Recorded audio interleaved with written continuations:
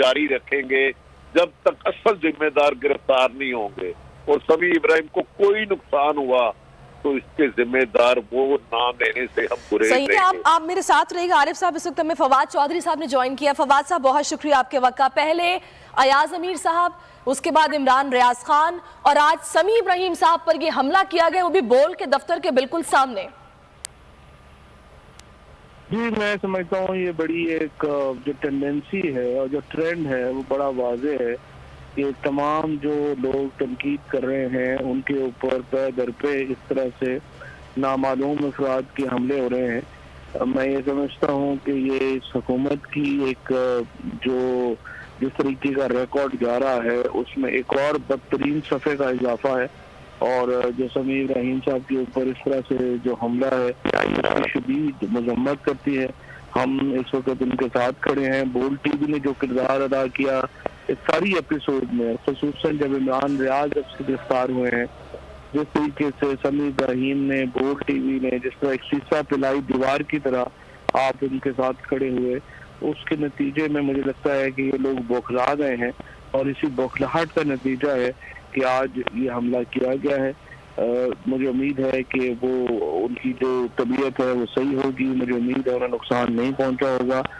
लेकिन जो एक बुज़दिलाना अटेम्प्ट है ये हम उसकी शदीद मज़म्मत करते हैं। तो फवाद साहब, इस पर आपको नहीं लगता वो कानून साजी होनी चाहिए? अगर शहर इक़्तिदार में ही सहाफ़ी महफूज नहीं होंगे तो कहाँ जाएंगे फिर?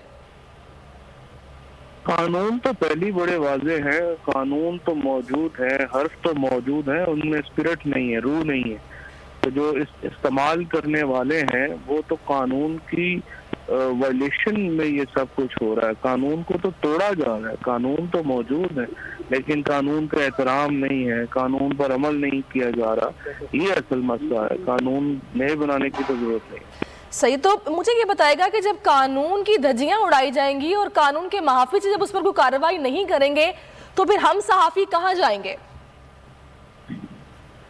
लेकिन यही तो एक अलमिया है। जब सोसाइटी में इंसाफ नहीं होता, जब इस तरह के वाक़यात जो हैं वो बढ़ जाएंगे तो ये देखें फिर तो आम आदमी खुद इंतकाम लेने पे आ जाए तो फिर उससे तो मामला जो है वो रियासत के हाथ से निकल जाएगा। तो भी हालात यही है कि रियासत तेज़ी से इरेलीवेंट होती जा रही है, गैर मुतल्लका होती जा रही है और मॉब्स में और इस तरह ये जो नामालूम अफराद हैं इन्होंने यूँ लगता है कंट्रोल संभाल लिया है और उनके खिलाफ जो पुलिस है और इदारे हैं वो बेबस। तो फवाद साहब, ये मैसेज क्या देने की कोशिश की जा रही है? क्यों इन हर ओछे कंडों को इस्तेमाल किया जा रहा है? आप इसकी वजह क्या समझ रहे हैं? मैसेज तो ये दिया जा रहा है कि अगर आप हमारे खिलाफ हैं तो हम आपको फिजिकली नुकसान पहुंचाएंगे, जिस्मानी तौर पे नुकसान पहुंचाएंगे। और यही मैसेज बार बार जो है वो दिया गया है और अब तक इस मैसेज का कोई असर नहीं हुआ। और ये जो दोबारा किया गया है इसमें कुछ सहाफ़ी भी मुलव्वस हैं। इनमें 13-14 लोग जिन्होंने बतौर कंसल्टेंट रखे हैं और वो फहाद हुसैन की स्ट्रेटजिक जो इन्होंने बनाई है ये वो सहाफ़ी भी इस सारे फितने में शामिल हैं।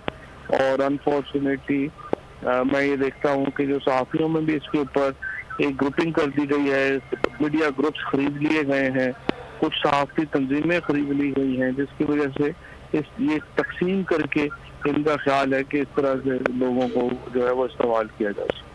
सही। बहुत शुक्रिया आपका फवाद चौधरी साहब, आप हमारे साथ मौजूद ने कहा कि ये सहाफ़ियों को कुछ को ख़रीद लिया गया है, ग्रुपिंग करवा दी गई है और मकसद इनका यही है कि इनका मुंह बंद करवाया जाए और जो ये चाहते हैं बस वही सहाफ़ी बोलें, बस वही लिखें। आरिफ हमीद भट्टी साहब, जब कवानीन मौजूद हैं उन पर सख्ती से अमल दरामद रियासत ने करवाना है तो यहाँ पर तो मामलात बिल्कुल हाथ से निकल चुके हैं। नहीं समझ आती कि